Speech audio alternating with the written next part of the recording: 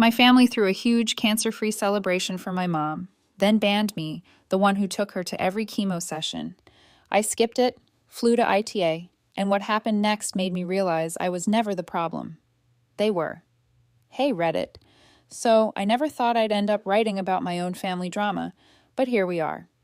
Long story short, I went from being the woman who kept everyone together to the one they tried to erase. And somehow that turned out to be the best thing that ever happened to me. It's a mess of loyalty, guilt trips, and the best piece I've ever bought with distance. Buckle up, it's a ride. When people talk about being the rock of the family, they never mention that rocks get stepped on. I learned that the hard way. Ruth R. Bowman, 38, female, work in construction management, and I've got the patience of a saint. Or at least I did before my family tested it like a crash dummy. My father died when I was young, so me, being the eldest, turned me into that rock. When my mom, Catherine, got cancer, I didn't even think twice. I stepped up. Every chemo session, I was there. I drove her, sat in the hospital parking lot for hours, sometimes catching sleep in the truck because she'd panic if I wasn't close.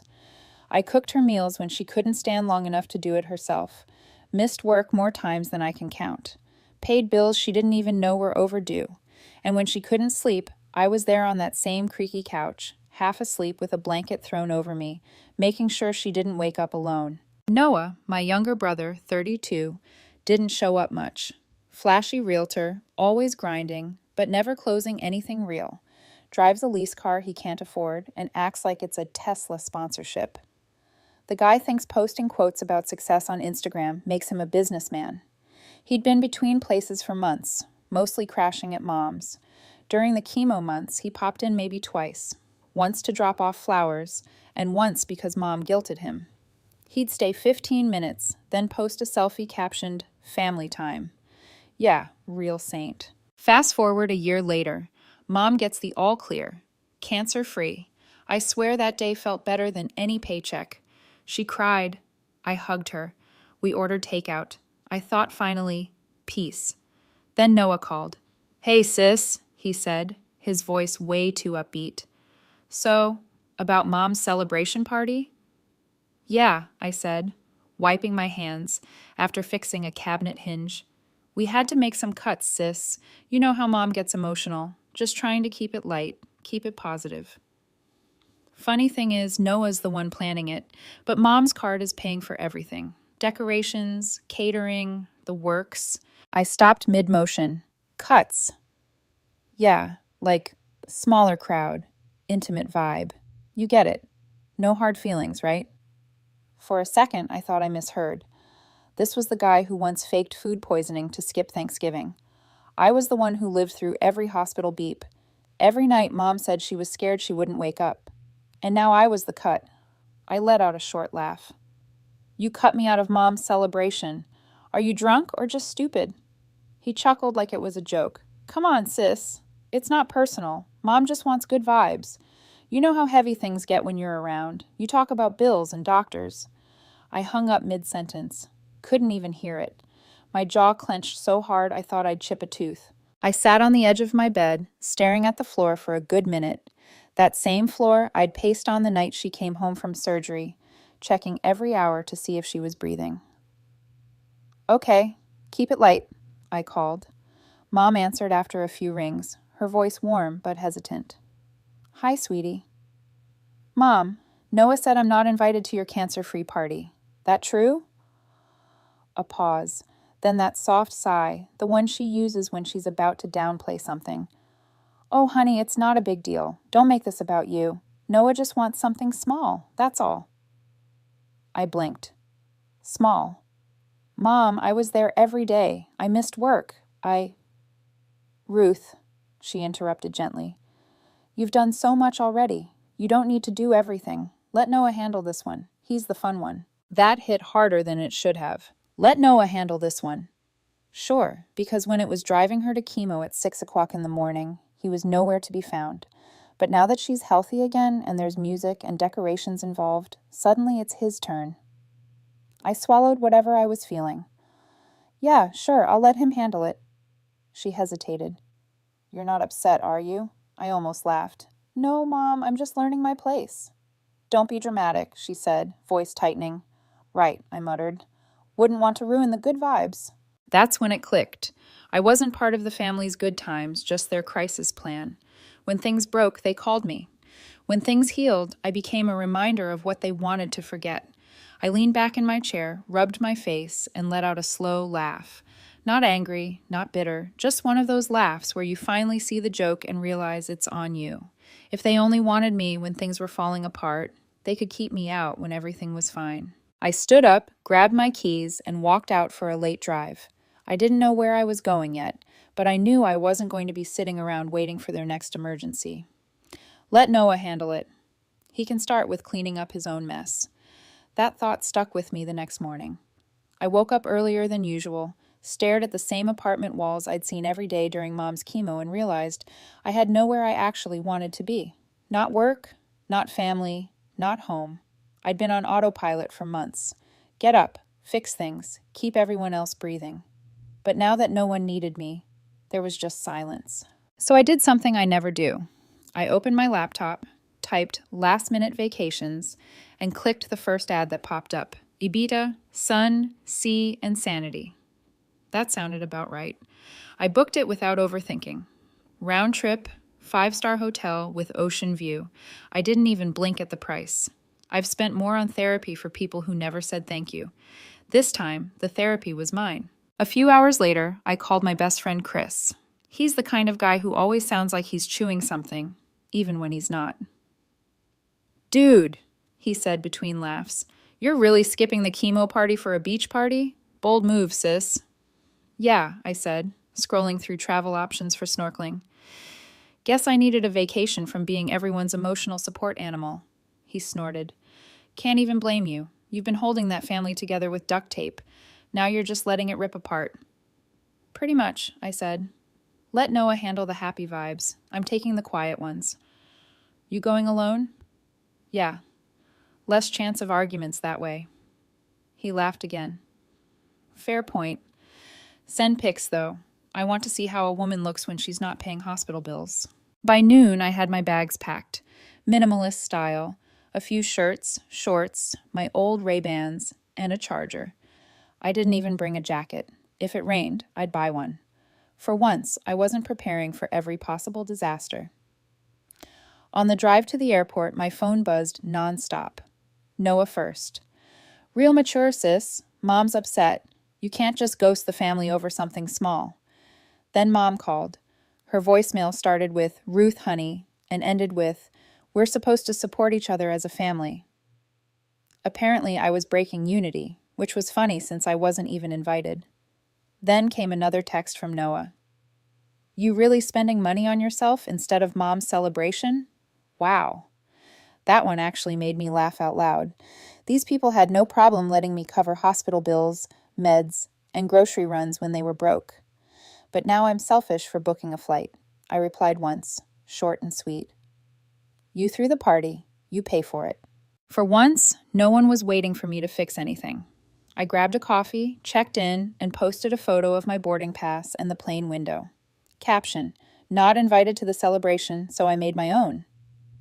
Of course, Noah couldn't resist replying from his personal pity podium. So you're seriously bragging about ditching your mom's party? Unreal. Didn't even bother replying. He wanted me to look defensive. I wasn't playing that game anymore. By the time the plane took off, I was settled into my seat. For the first time in months, no hospital smell, no crying, no bills, just white noise and sky. Halfway through the flight, I hopped on the in-flight Wi-Fi and saw one last guilt attempt from Mom before the Wi-Fi cut out. I wish you'd reconsider, Ruth. It's important for us to stay close. I almost responded, but what was the point? We were close when I was holding her hair while she puked after chemo. Now I was suddenly distant for taking a week off. The flight landed in Ibiza just before sunset. At the hotel, the receptionist greeted me with a grin. Welcome to Ibiza, Ms. Bowman. You're staying with us for 1 week? I smirked. Maybe 2. We'll see how peaceful it gets. My phone buzzed again. Probably more drama, but I turned it face down on the counter. I wasn't checking anything tonight. No guilt, no explanations. Just me. Silence and salt air. If peace costs distance, I muttered to myself, I'll pay it in full. And for the first time in a long time, I actually meant it. The next few days in Ibiza felt like I'd hit reset on my entire life. By the 5th day, though, my peace got an unwanted visitor. Gossip.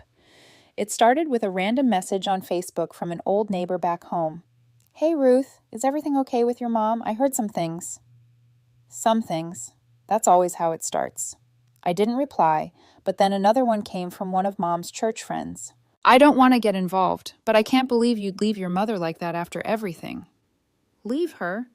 I blinked at the screen. What were they even talking about? Then it clicked. Noah. Of course it was Noah. He was the PR manager of lies in our family, the kind of man who could start a rumor before breakfast and believe it himself by dinner. I checked social media, and there it was, a post from his Facebook, all soft lighting and fake sincerity. Some people only show love when it benefits them.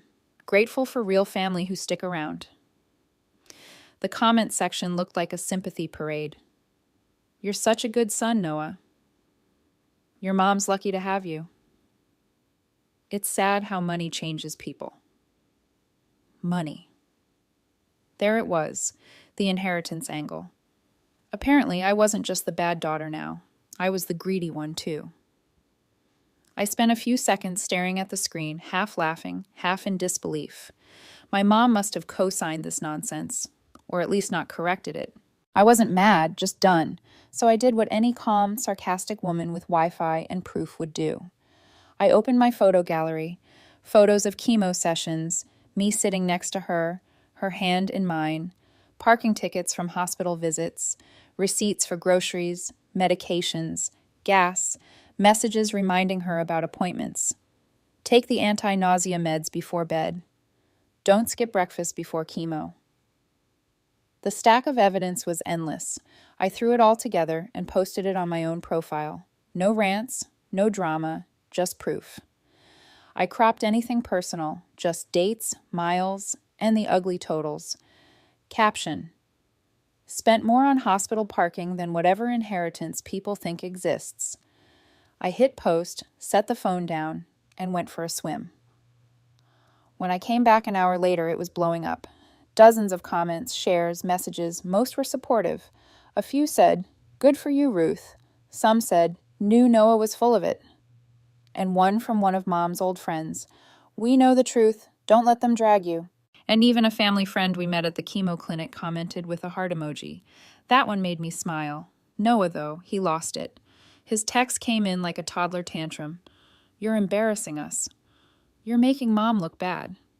"You didn't have to post that," I replied once. Didn't realize honesty was bad PR. He didn't answer. Probably too busy damage controlling the story he'd started. I wasn't gloating, just observing. The people who built their identity around being the good ones always panic when you show receipts. It's funny how families rewrite history to make their comfort look like your betrayal. They can't stand when the person they relied on stops playing along. They could talk all they wanted. I had nothing left to explain. "You stop being the hero," I said quietly to myself, "the second you stop saving them." And I smiled because for once I was completely okay with that. The next morning, I was sitting at a beach cafe overlooking the water, halfway through a plate of toast and eggs when my phone started lighting up like a Christmas tree. Notifications stacked faster than the tide. Calls, texts, group messages.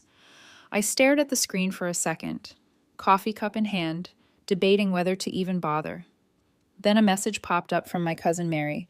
"You're missing a full movie right now." That got my attention. I typed back, "What now?" Before I even hit send, 3 new messages came in. Noah's girlfriend just threw a fit. Wait, she's throwing food. OMG, she actually threw food. Uncle Ray's yelling at someone. The cake's on the floor. This is insane. I set my coffee down, leaned back, and grinned. I didn't even need to check social media. I could already picture it. The big, drama-free, cancer-free celebration turning into a circus. I scrolled as Mary kept the updates coming like a sports commentator. So, Noah was flirting with the waitress. Sarah caught him, called him out in front of everyone. He tried to say she was imagining things, but then smiled at the same waitress again. She took a plate of shrimp cocktail and launched it. Missed him, but nailed Aunt Jo. I laughed out loud. A couple at the next table looked over, startled. I just waved my phone and said, "Family reunion." They nodded, like they understood. Mary's next message came in. "Uncle Ray and Dad's old friend Carl are now arguing over politics. It's getting heated. Someone just yelled, 'You're what's wrong with this country?' And there goes the cake table. R.I.P. to Mom's masterpiece." I nearly spit out my coffee. A photo followed, blurry but clear enough. Cake frosting smeared across the floor. People standing around awkwardly. Sarah storming out the door with mascara streaks like war paint. Mary again. "Your mom is crying. Grandma's shouting at Noah. It's chaos." Another one seconds later. "And get this. Your mom just said if Ruth were here, this wouldn't have happened." That made me pause for a second. I just stared at the screen, letting the irony sink in. The woman who was supposedly too serious, too intense, and too much drama was now apparently the glue that kept everyone from imploding.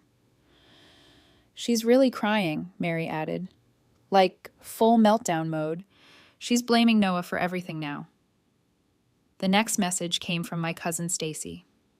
"You seriously dodged a grenade. Half the guests left early." I sat there calm, amused, feeling a kind of satisfaction that no revenge plan could ever match.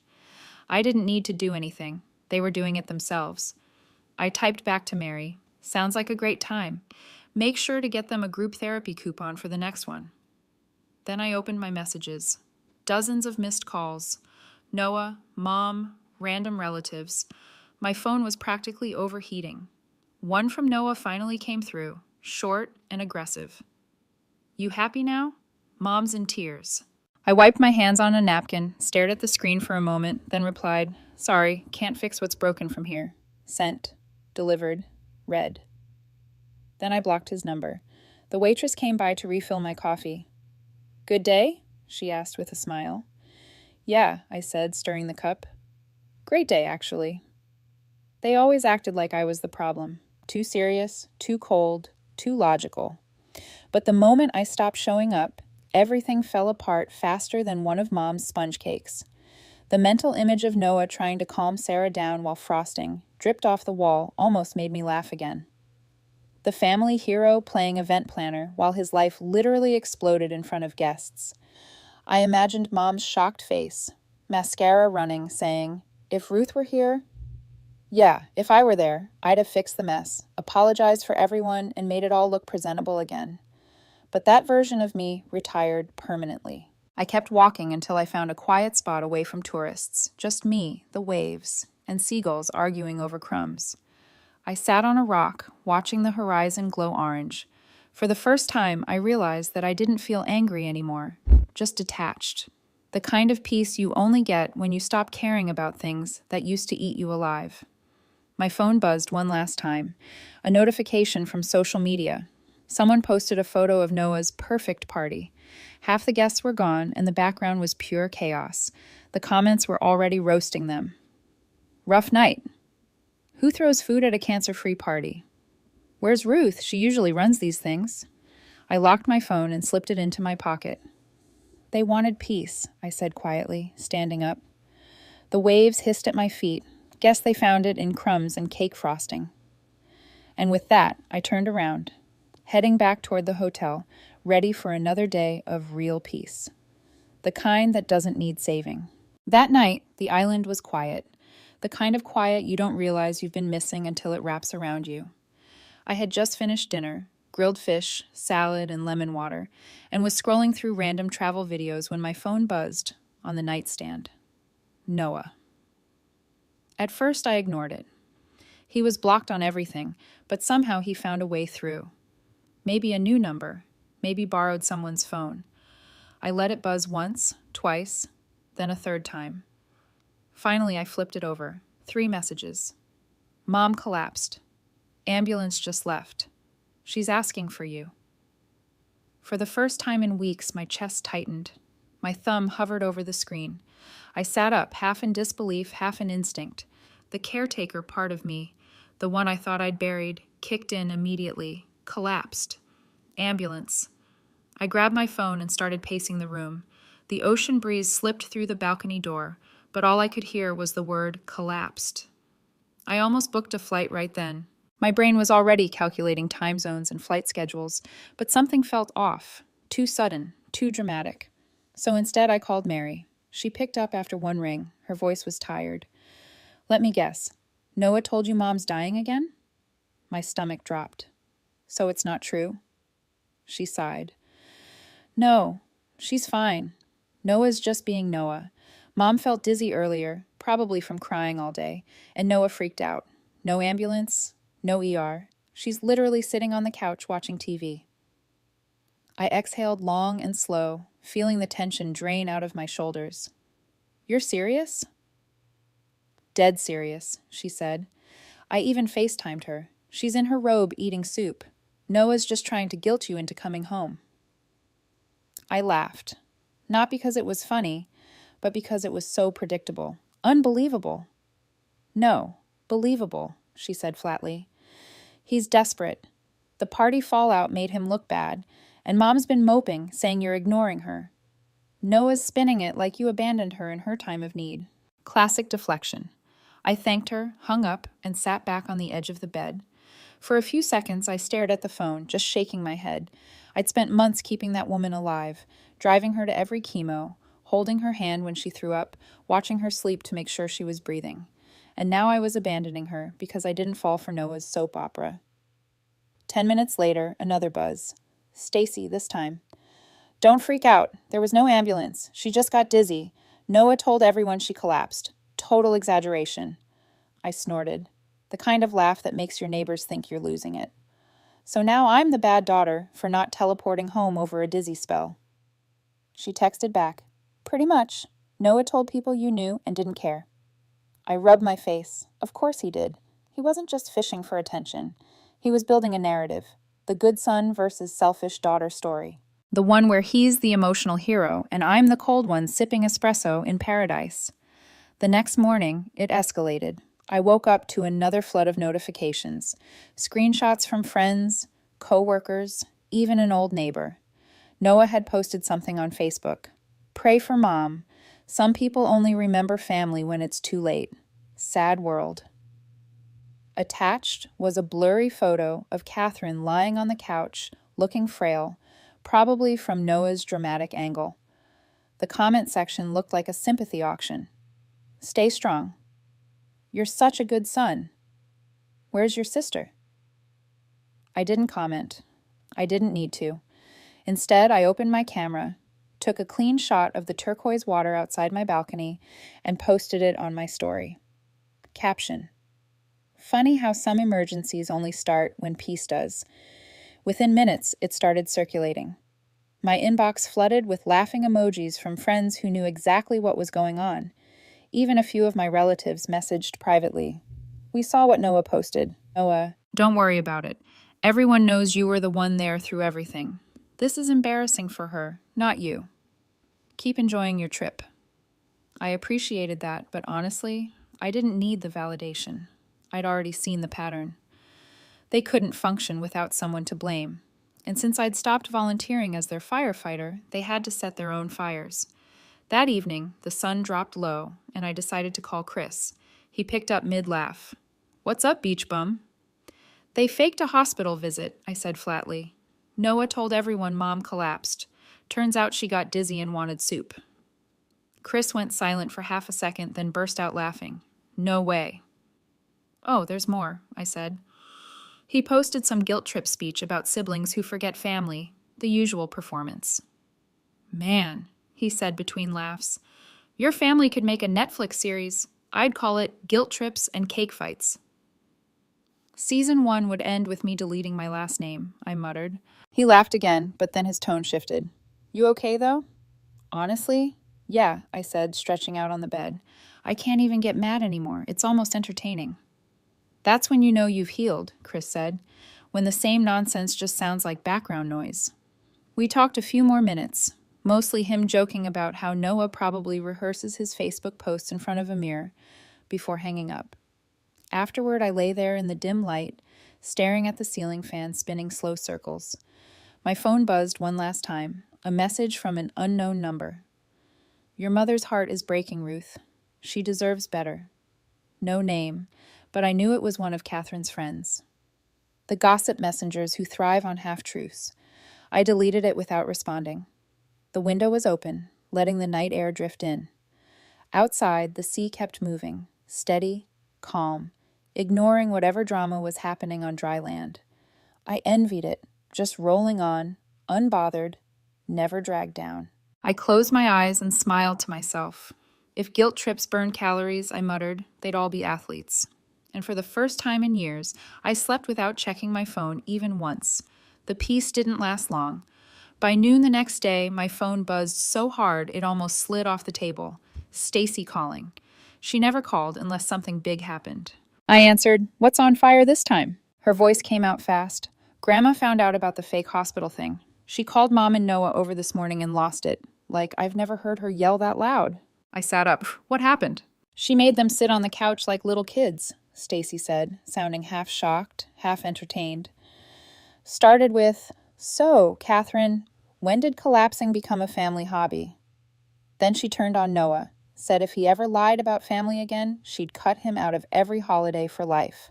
I laughed. About time someone said it. She didn't stop there, Stacy continued. She said, "You two use sickness for attention. You're lucky Ruth's not here to hear this." Mom started crying. Noah tried to defend himself. That got a low chuckle out of me. Manipulating them for my peace, I must be talented. She told him he was an embarrassment, Stacy said. He shouted back, "Everyone always takes Ruth's side," and slammed the coffee table so hard the vase broke. Classic Noah, I muttered. Grandma kicked him out, Stacy said. Told him to grow up before his 30s officially expire. That image alone made my day. But Stacy wasn't done. Sarah showed up right after. She'd seen Noah's Facebook post about the collapse and came to check on Mom. Grandma told her the truth. No ambulance, no emergency, just another one of Noah's stunts. You should have seen her face. Uh-oh, I said, smiling, as she finally connected the dots. She lost it, Stacy said. Told Noah he's a liar, a fraud, and she's done being part of his fake image. He begged her to talk privately, but she said, "The only thing private is your bank account, because you're broke and still act rich." Then she left loudly. I nearly dropped my drink. She said that? Yep, everyone heard. Grandma clapped. I couldn't help it. I burst out laughing. That woman just became my favorite person. Oh, it gets better, Stacy said. Mom tried to follow Sarah out crying, saying, "We can fix this." But Sarah told her, "You can't fix something that's made of lies." I whistled. Brutal. She's not wrong, Stacy said. Then Mom went home and started calling everyone in the family. Like everyone. She said she never meant for things to go this far and that she just wanted to bring the family together, but nobody's buying it. How do you know? Because Aunt Jo made a group chat called Damage Control, and it's just screenshots of Mom's voicemails, Stacy said, laughing. Grandma texted, "Good riddance. It's chaos." I leaned back in my chair, grinning. Sounds like my absence is still doing its job. Pretty much, she said. Mom even tried calling you. She left a long voicemail. You probably got it. I'll listen, I said, though I already knew how that would end. Good luck, she said. It's basically one big guilt speech. After we hung up, I just sat there for a bit, phone in hand. Sure enough, there was a voicemail from Mom. I hit play. Her voice cracked halfway through. "Ruth, please call me. Everything's falling apart. I didn't mean to hurt you. I just wanted everyone close again. You're the only one who can calm Noah down. You're the glue in this family. Please come home." I stopped it right there. She still didn't get it. The glue was gone. The structure had collapsed. I wasn't rebuilding it again. I deleted the voicemail without finishing it and opened my messages instead. My screen was flooded with family drama. Cousins sending play-by-plays, screenshots of Noah's meltdown, people tagging me in memes about karma. One from Mary read, "Sarah dumped Noah. Grandma roasted Mom. Family's treating you like a legend now." Another from Chris popped up seconds later. "Heard from your cousin. You single-handedly triggered the family apocalypse. Proud of you." I sent him a photo of my view. Calm sea, clear sky, quiet beach, and typed back, "They built the fire. I just stopped holding the extinguisher." Later that day, while I was walking back from lunch, Stacy texted again. Noah tried to apologize to Grandma. She told him to stop wasting his breath and start growing a spine. He's moving out of Mom's house. She told him she needs space, too. So now Noah was homeless, single, and humiliated. Couldn't have written it better myself. By evening, I got another message, this time from an unknown number. Turned out it was from one of Mom's friends. Catherine says she's lost both her children. Maybe she'll finally learn her lesson. I didn't reply. I wasn't celebrating, just watching the pattern unfold like a predictable rerun. They wanted a drama-free life. They got it, minus the woman who used to carry their weight. That night, I walked down to the hotel bar just to get a soda and some quiet. My phone stayed silent. No new calls, no updates. I scrolled through my messages one last time before bed. Family chaos, gossip, a few apologies from distant relatives trying to stay neutral. I didn't respond to any of them. I wasn't angry anymore, just detached. When I finally lay down, I opened my notes app and typed out one line. Peace starts when you stop explaining yourself to people who need chaos to feel alive. I read it twice, then set the phone aside. The storm back home was still raging, but from where I was sitting, it looked small, powerless, a problem that no longer belonged to me. They could rebuild if they wanted to, or they could burn it all down again. Either way, I wasn't coming back with the extinguisher. A week later, I flew back home. No drama, no rush, just a quiet flight, a few playlists, and an empty seat next to me. Back at my apartment, I unpacked, made coffee, sat down on the couch, and for the first time in months, it felt like my life again. Then someone started pounding on the door, hard, 3, 4 times in a row. The kind of knock that didn't come from a delivery driver, it came from a problem. I opened it, and there he was, Noah. Same guy who cut me out of my mom's celebration, standing on my doorstep looking like a walking stress headache, wrinkled shirt, red eyes, and that desperate, I need something expression. Well, I said, crossing my arms, the prodigal event planner returns. He pushed past me without asking. We need to talk. I didn't move. You sure? Last time you made decisions, you forgot to invite me to them. Funny, he snapped. You think you're above everyone, huh? You disappear and everything falls apart. I shut the door behind him slowly. You mean your party? The one I wasn't invited to? The one that turned into a food fight? Yeah, I heard it was a hit. He spun around, angry. You ruined everything, Ruth. If you hadn't gone on your little vacation, Mom wouldn't have been so upset and none of this would have happened. I stared at him, blinking once. You're blaming me for chaos I wasn't even there for? That's creative. He pointed at me like I just confessed. You think you're so smart? Grandma's furious. Sarah dumped me. Mom's a wreck. Everything's broken, and you're just sitting here like you don't care. I don't, I said simply. That threw him off for a second. You don't? Nope. I sipped my coffee. You're the one who wanted me out, remember? You said Mom needed a light crowd.